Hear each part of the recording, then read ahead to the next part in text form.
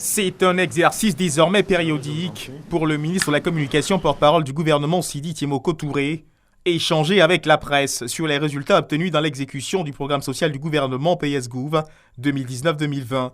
Cette présentation prend en compte les résultats obtenus à fin juin 2020 au titre de l'éducation.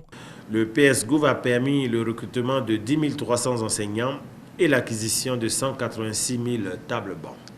Pour ce qui concerne l'électrification rurale, 401 localités ont été électrifiées au titre du premier semestre 2020, portant à 1330 le nombre total de localités électrifiées de janvier 2019 à fin juin 2020.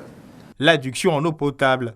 3075 pompes à motricité humaine, en abrégé PMH, ont été réparées au premier semestre 2020, portant à 4725 le nombre total de PMH réparés de janvier 2019 à juin 2020, sur une prévision globale actualisée de 4800 PMH, soit 98,4% de taux d'exécution.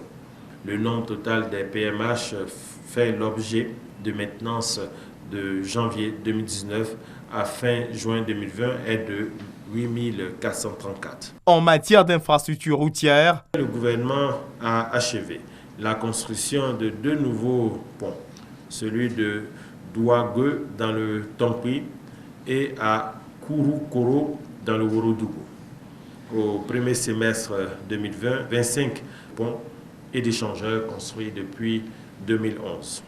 Bien d'autres domaines ont connu des avancées importantes. La santé, le processus de latrinisation dans les écoles, le secteur des logements sociaux, de l'emploi jeune. La liste est longue. De façon générale, voici ce qu'il convient de retenir.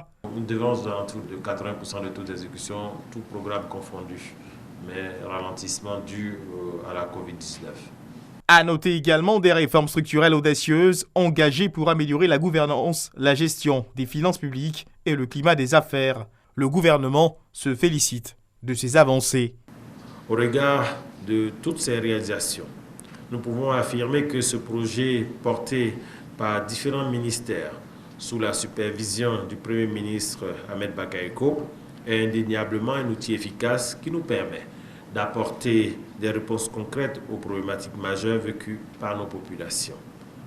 Comme vous pouvez le constater, en dépit de l'actualité fortement marquée par le contexte électoral, le gouvernement reste à la tâche.